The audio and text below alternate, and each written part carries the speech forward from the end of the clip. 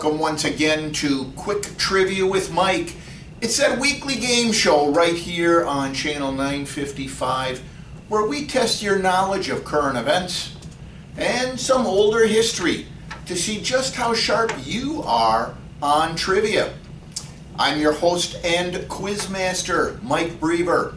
Sit back, relax, let's spend a half hour together. I'd like to thank you all for tuning in and inviting me into your home. I always have a great time doing it, and I hope you do too. As you know, we always begin our show by giving you the answer to 3 questions that we posed last week. Then we go off and we give you 3 new questions for this week. Get your answers to me by noon on Monday. Maybe you can enter the winner's circle, just like some of our past champions. Let's begin, shall we? I talked last week about a Broadway show, one that all of you probably are very familiar with, West Side Story. The book by Arthur Lawrence, music by Leonard Bernstein, lyrics by Stephen Sondheim. And of course it was inspired by William Shakespeare's play Romeo and Juliet. We talked about the fact that it was set on the Upper West Side of New York in the mid-1950s, a multiracial blue-collar neighborhood, rival gangs, of course, a love story, unrequited love. In the end, it just ends in tragedy for everybody, just like Romeo and Juliet. I asked you for your first question last week, what was the working title of West Side Story when it was in its formative stage? What did people call it at that time? It's not uncommon for a book or a play or a movie to have a different title while people are working on it than when it becomes a finished product. What was the working title of West Side Story while it was being written? The answer? East Side Story. East Side Story is what it was meant to be called. When they first conceived the show in 1949, Robbins, Bernstein, and Lawrence set the story on the east side of Manhattan and gave it the working title East Side Story. They planned to stage the conflict between rival Catholic and Jewish groups. However, this concept really, it just never took off. And the project foundered until 1955 when teenage Latin gang violence in Los Angeles made the news. Lawrence then presented the idea of changing the conflict to involve Puerto Rican versus white gangs on the then grungy Upper West Side of Manhattan, and the rest is history. It just took off like a rocket, and as you know, it was one of the most beloved Broadway shows of all time. And of course, Natalie Wood starred in the movie. In Bernstein's own words, suddenly it all springs to life. I can hear the rhythms and pulses, and most of all, I can feel the form. There you have it. Question number 1, what was the working title of West Side Story while it was in its formative stage? And the answer was East Side Story. Kind of a trick question there, you know? So East Side Story was the answer. Our second question to you, we went into a topic that I really liked. It went into politics. Not necessarily the oldest politics. This goes back to the era of the 1960s, the 1970s, the early 1980s. We talked a little bit about the story of Henry Kissinger. As you know, he was just a fascinating man, born in 1923. He actually fled Nazi Germany with his family in 1938 and became National Security Advisor in 1969, U.S. Secretary of State in 1973. He really rose to prominence during the presidency of Richard Nixon. He negotiated the ceasefire in Vietnam, won the 1973 Nobel Peace Prize under controversial circumstances. 2 members of the committee resigned in protest, But he did win it, and to some people, Henry Kissinger is potentially participating in war crimes. To other people, he was a harbinger of world peace. He was able to bring warring nations together and solve their differences. So we talked extensively about Henry Kissinger. One of the things we talked about Henry Kissinger, though, was that he had very famous sayings about individuals with whom he interacted. One of them was when he said, "The essence of the man is loneliness." Who was Henry Kissinger talking about when he said, "The essence of the man is loneliness"? The answer? Richard Nixon. Henry Kissinger and Richard Nixon are really tied together during this era because of the international diplomacies that they were involved in. They actually were a very fascinating pair. In a way, they complemented each other perfectly. Kissinger was charming, he was worldly, he was Mr. Outside who provided the grace and intellectual establishment and respectability that Nixon lacked. Nixon was a little bit crustier around the edges. Kissinger was the international citizen. Nixon was very much a classic American. Kissinger had a worldview and a facility for adjusting it to meet the times. Nixon had pragmatism and strategic vision that provided the foundations for their policies. Kissinger would, of course, say that he was not political like Nixon, but in fact, he really was just as political as Nixon, just as calculating, just as relentlessly ambitious. These self-made men were driven as much by their need for approval and their neuroses as by their strengths. And of course, their strengths complemented each other. They rose to the world stage together, and they have become famous as a result of the actions of both of them. So who was Kissinger talking about when he said, "The essence of the man is loneliness"? Richard Nixon. Our third question last week, another topic that I just love, American history, especially antebellum and Civil War history. We talked about an American classic last week, Uncle Tom's Cabin. It actually became ultimately the best-selling novel of the 19th century. People said it was really a precursor of the abolitionist movement, and really it gave voice to the concerns people had about the institution of slavery in the United States. Harriet Beecher Stowe and her novel became an American classic, and it's still well read today. Published in 1852. We pointed out to you that it actually started as a 40-week serial in a magazine called the National Era. And publisher John P. Jewett of the National Era convinced Harriet Beecher Stowe to turn it into a book. She did, and of course, the rest is history. In 1852, in its first year of publication, it sold over 300,000 copies in the United States. It actually sold 1 million copies in Great Britain as well in its first year. But it sold 300 copies in the United States. And it became the second largest selling book in the United States in 1852. Our third question from last week was, what was the #1 selling book in 1852? The answer? The Bible. In 1852, the estimate of sales of the Bible in the United States was 1 million sales. The Bible is by far the world's best-selling book of all time. No other book, fact or fiction, even comes close. Most estimates place the number of Bibles printed each year at over 100 million. 20 million Bibles are sold in the United States now, each year alone. Based on this number of 100 million Bibles printed each year, the following statistics, which I will read to you in a moment, show the breakdown for the number of Bibles that are sold or given away in different time frames. on a daily basis. 273,972 Bibles are sold. 11,415 Bibles are sold every hour.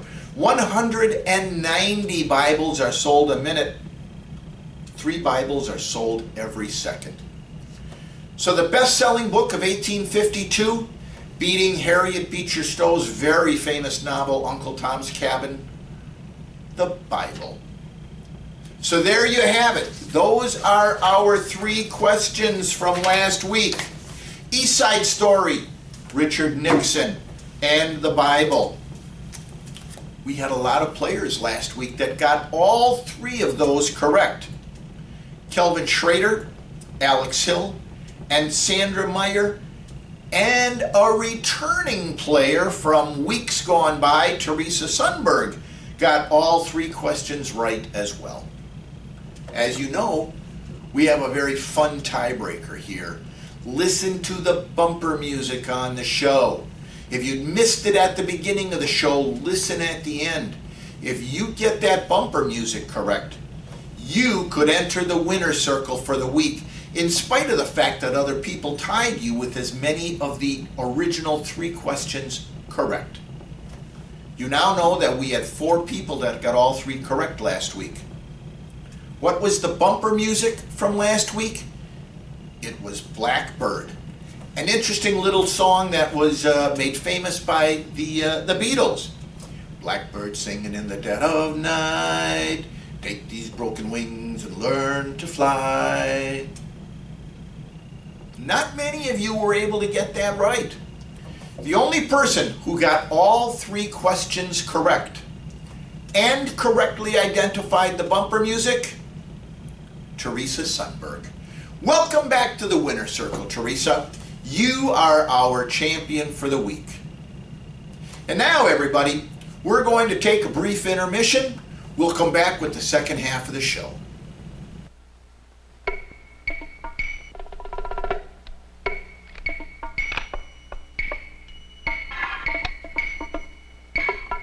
Situation urgent. Dirt to the left. Dirt to the right. Dirt above. Dirt below. Luckily, you have a secret weapon. New Mr. Clean, he's mean. He hates dirt. New Mr. Clean gets rid of grease. New Mr. Clean polishes off stains. New Mr. Clean rubs out grime. No other kind of cleaner cleans like New Mr. Clean. No liquid, powder, detergent, cleanser, or soap. Nothing. Mission completed. Thanks to your secret weapon, New Mr. Clean. He's mean. He hates dirt. Welcome back, everybody, to the second half of the show. We've already identified last week's winner. We're going to move on now and give you the 3 questions for this week. As you know, Thanksgiving just happened. Thanksgiving was just Thursday. I hope you all had a good time. I know we're still in a little bit of an isolationist mode here at East Castle Place, but I hope everybody made the best of it. Some of the treats that we had for you, we hope helped brighten up your holiday a bit. But in honor of the fact that Thanksgiving just occurred, we're going to go off and we're going to enter into the holiday spirit.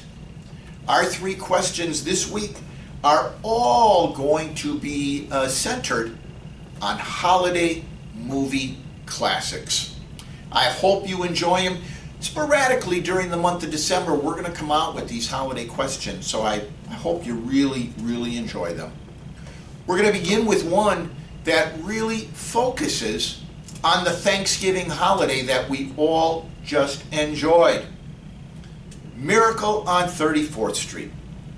Initially released as The Big Heart in the United Kingdom, it was known in the United States as The Miracle on 34th Street. It's the 1947 classic comedy drama. Film released by 20th Century Fox and written and directed by George Seaton. It actually was based on a story by Valentine Davies. It stars Maureen O'Hara, John Payne, a very young Natalie Wood. We talked about Natalie Wood in our questions from last week in West Side Story. Well, Miracle on 34th Street was where she got her start. And of course, Santa Claus in the movie, Edmund Gwynn. The story takes place between Thanksgiving Day and Christmas Day in New York City, and it focuses on the activities around Macy's, the Macy's Thanksgiving Day Parade, and of course, the department store. Edmund Gwynn is in fact hired after serving as Santa in the parade to become the Santa Claus in the store. The film, as you know, has become a perennial Christmas favorite. Miracle on 34th Street won 3 Academy Awards. Gwen won for Best Actor in a Supporting Role. Valentine Davies won for Best Writing of an Original Story. And George Seaton for Best Writing of a Screenplay. Of course, as I mentioned, Kris Kringle plays Edmund Gwynn. Doris Walker, played by Maureen O'Hara, is kind of a persnickety senior manager in the Macy's department store. She, of course, is raising a very young Natalie Wood. She's had kind of a hard life. Marriage hasn't been very kind to her, and that's why she is raising Natalie Wood by herself. Of course, attorney Fred Gailey, played by Doris Payne, is Doris's neighbor. He befriends the young Natalie Wood and eventually Maureen O'Hara as well. Of course, in the end, it becomes a love story, facilitated nonetheless by Kris Kringle and all the activities around Macy's and Christmas of that year. The story expands on the concept of steering customers to competitors if necessary. Kris Kringle takes it upon himself. If families come to see him as Santa Claus and Macy's doesn't have what they want, he sends them over to Gimbel's, or he sends them over to a hardware store where they can get a better deal or a better toy for the same price. In essence, the true spirit of Christmas. Of course, at first Macy's rejects the idea, but when their customers love it, he embraces it and realizes that Edmund Gwynn as Kris Kringle really is a goodwill ambassador for Macy's, for Christmas, for New York in general. Of course, the doctor at Macy's, who actually is in HR, really doesn't care for Kris, and he finagles a way to get Kris Kringle placed in a senior care facility, a mental asylum, if you will, because Kris actually believes that he is Santa Claus. Gailey spends the entire rest of the movie as Kris Kringle's attorney, struggling to get him out of jail. Ultimately, the only way to do so is to prove that Edmund Gwynn is the one, the only, the legitimate Kris Kringle. He does so because of a fluke of timing. The post office at that time is stacked up with all these letters to Santa, and decides that a way to rid their back room of all these letters to send them over to the courthouse where Edmund Gwynn's sanity is being tested. He's on trial as Kris Kringle. Well, ultimately, Gailey does in fact finagle Chris's release because the post office delivers all these letters to the one, the only, and the true Santa Claus. Again, the film won 3 Academy Awards. It was ranked 9th by the American Film Institute on 100 Years, 100 Cheers, a list of America's most inspiring films. In 2005, Miracle on 34th Street was selected for preservation in the United States National Film Registry by the Library of Congress. So it really is just an absolute wonderful movie. My wife and I actually watch it every year. I know there have been subsequent remakes, one in particular, Sebastian Cabot played Santa Claus. But really, just like Edmund Gwynn is the one, the only, and the real Santa Claus, the original Miracle on 34th Street from 1947, it's the one, the only, the original Miracle on 34th Street. Just ask my wife. Again, we have to watch it every year. Your trivia. It was in fact filmed in 1946, released in 1947. Post-World War II America. Society was still struggling with everything that took place at that time. Natalie Wood, as the young child in the movie, has taken on her mother's doubts about Santa Claus and Kris Kringle. And Gailey takes her to see Santa. While they are there, Edmund Gwynn gets a young girl on his lap. Turns out she is a war refugee.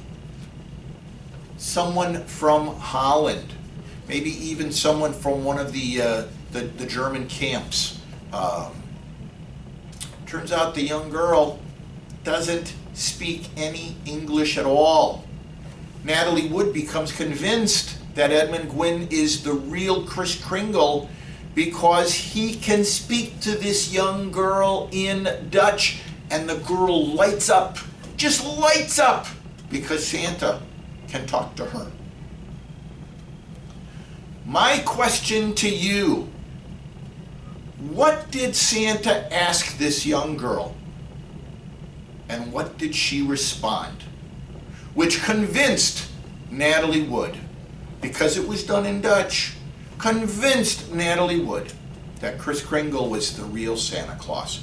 What did the Dutch girl answer when Kris Kringle asked, "What do you want for Christmas?" That's question number one. Question number two. We're going to go off on another Christmas fantasy here. It's a Wonderful Life. That wonderful, wonderful Jimmy Stewart movie from 1946. Miracle on 34th Street was 1947. It's a Wonderful Life was 1946. Actually, It's a Wonderful Life was supposed to be in 1947. But Frank Capra wanted an opportunity to try to win some Academy Awards, and he rushed it into a December distribution of 1946. Turned out to be kind of a tragic mistake in terms of Academy Awards.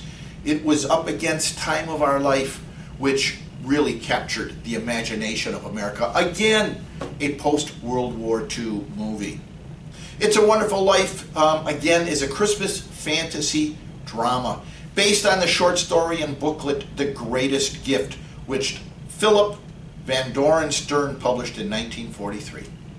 The film stars the just wonderful James Stewart as George Bailey, a man who's given up on his dreams to help others, and whose imminent suicide on Christmas Eve brings about the intervention of his guardian angel, Clarence Oddbody, played by Henry Trevors. Clarence shows George how he, George, has touched the lives of others, and how different life would be for his wife Mary and the community of Bedford Falls if he had never been born. Mary, of course, is played by the incomparable Donna Reed. The villain in the play, in the movie, was another just giant of film cinema. Lionel Barrymore played the villain in the movie. Theatrically, the film's break-even point was $6.3 million, and it did not achieve its initial.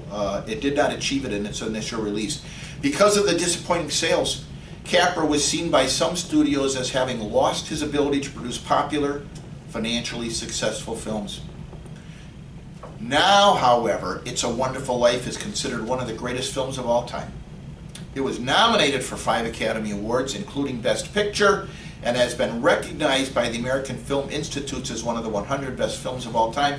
It actually did win one Academy Award as well.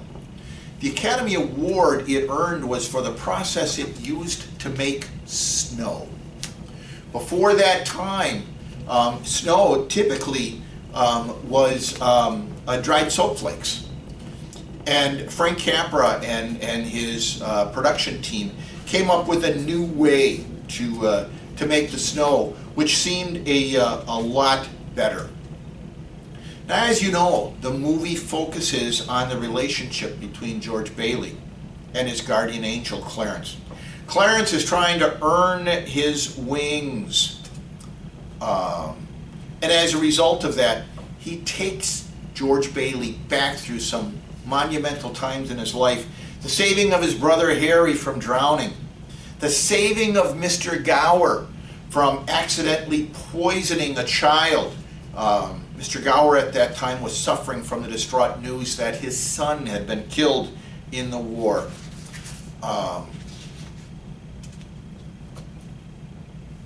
Clarence does so by taking George into this time frame where he had never been born. His brother Harry dies. Mr. Gower does in fact kill the young boy by putting poison into his prescription. George walks through Bedford Falls. He sees it's now Pottersville. People are living in poverty. Bars are everywhere. There are red light districts throughout the community. George realizes that by running the Bailey Building and Loan, by being a good man, a family man, a caring man, he's had a dramatic impact on this community. He asks Clarence to bring him back, take him back, so that he can become the George Bailey that we all know and love once again. Clarence does that. The end of the movie, of course, is very, very sentimental. In fact, it was so corny, people started using a euphemism synonymous with Frank Capra. They said that sappy endings like that were Capricorn. Capricorn. Just a wonderful movie, though. If you've never seen it, you really should. And again, it's one of the holiday classics that my wife and I watch every year. It's become very famous now because the rights to it by Republic, which owned it, expired in the 1970s. Television turned it into the holiday classic that it is today. My question to you, Clarence Oddbody, George Bailey's guardian angel. In my mind, the focal point of the movie as he strives to earn his wings. What was he in life before he died? What was Clarence Oddbody's profession before he died? That is question number 2, and it comes from It's a Wonderful Life. Question number 3, our third Christmas classic.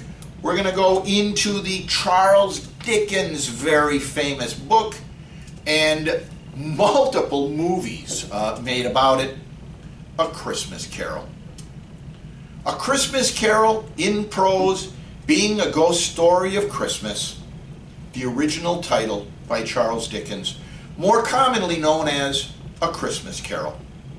It's formerly known as a novella by Charles Dickens, first published in London by Chapman and Hall in 1843 and illustrated by John Leech. A Christmas Carol recounts the story of Ebenezer Scrooge, an elderly miser who's visited by the ghost of his former business partner, Jacob Marley, on Christmas Eve. And he's also visited by 3 additional ghosts, the ghost of Christmas past, Christmas present, and Christmas yet to come. After their visit, Scrooge, of course, is transformed into a kinder, gentler man. Published on December 19th in 1843, the first edition sold out by Christmas Eve. Remember, December 19th, sold out by December 24th. By the end of 1844, 13 editions had been released. Most critics reviewed the novella favorably. The novella actually was illicitly copied in January 1844. Dickens took legal action against the publishers. The publishers eventually went bankrupt. Dickens regained the rights and got the profits from the illicit publishing of the book. A Christmas Carol has never been out of print since 1844 and has been translated into many, many languages.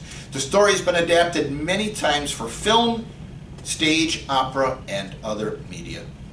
A Christmas Carol really captured the zeitgeist, the times of mid-Victorian revival of the Christmas holiday. Dickens had acknowledged the influence of the modern Western observance of Christmas and later inspired aspects of Christmas. the fact that it was focused on family gatherings, seasonal food and drink, dancing, games, a festive generosity of spirit. You know, during Puritan times, Christmas had focused more on the birth of Christ and the fact that the festivities that people wanted to engage in were not really engaging in the Puritan spirit of work and prayer. Well, Dickens really brought back that spirit, that Christmas should be a festive time, a time to celebrate, a time for family, for rebirth, for new beginnings. Celebrating the Christmas season actually was starting to grow during the Victorian era. The Christmas tree itself had been introduced in Britain because of Queen Victoria and her husband Prince Albert. It was a German tradition, the Christmas tree, and Prince Albert brought it to England. Pictures of the royal family were placed on postcards as they were centered around Christmas trees. Within 5 years, virtually every household in England had a Christmas tree, and it took off from there. Christmas carols, many were written during that era, but they certainly were enjoyed during that era as well. Ironically, although Dickens was really starting to feel the change in Christmas, and the Christmas carol helped bring about the festiveness of the holiday again, Dickens himself at that time was not necessarily about doing that. He was suffering from financial problems. The sales of Martin Chuzzlewit were falling off, his previous novel. His wife Catherine was pregnant with their 5th child. Matters worsened when Chapman and Hill, his publishers, threatened to reduce his monthly income by £50 if sales dropped any further. As a result, he decided to write a new novel, and he did so with A Christmas Carol. It was in the spirit of earning money for his family. He wrote the book in 6 weeks, what has become a classic of English literature was completed in 6 weeks. Dickens himself and his publisher described the book as being written in a white heat. He actually built much of the work in his head while taking nighttime walks. Dickens liked to walk 15 to 20 miles at night. It cleared his head. He wrote in his mind as he was walking, then he went home and he set it all on paper. For those of you that are looking for the European transformation of miles to kilometers, that was between 24 to 32 kilometers an evening around London. Dickens' own sister-in-law wrote how he wept and laughed and wept again on these walks. However, by the time he finished A Christmas Carol, Slater said that the Christmas Carol intended to open its readers' hearts towards those struggling to survive on the lower rungs of the economic ladder. And it encouraged practical benevolence, but also to warn of the terrible danger to society created by the toleration of widespread ignorance and actual want among the poor. Tremendous disparity in society in England in that time. And Dickens was also trying to spur a sense of care and benevolence for those less well off. I think he did a pretty good job of it, don't you? My question to you, one of the very famous characters in the book, the son of Bob Cratchit, named Tiny Tim.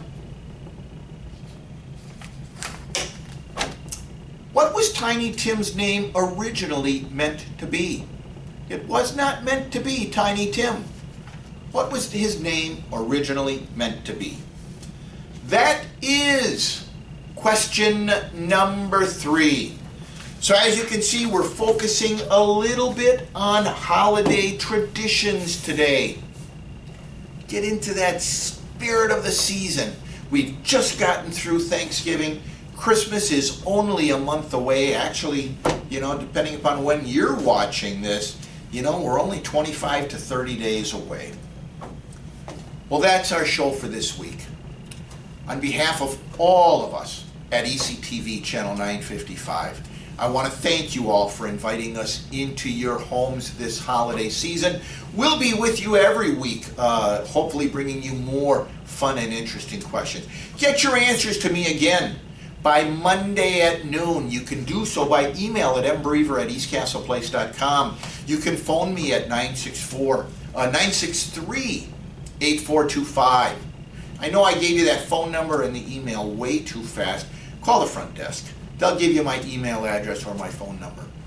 Or you can write down your answers on a sheet of paper. Slide them under my door at my office.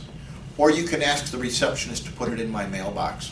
I'll get it on Monday when I come in. And if two or more of you get the same number of questions correct, be certain you identify that bumper music that we're playing on today's show. Be like Teresa Sundberg and enter the winner's circle next week by identifying our three answers and also by identifying our bumper music. On behalf of the general manager of ECTV, Tyler Gudex, our executive producer, Laura Wengler, my producer and cameraman, Scott McFerrin, and of course my artistic producer, Cooper Ledvina. Once again, I'd like to thank you all for tuning in. I'm your host and the quiz master, Mike Brever. Until next week, I ask you all to please be safe, be smart, and be patient. We will all be together again to enjoy that wonderful East Castle Place hospitality. Until next week, so long, everybody.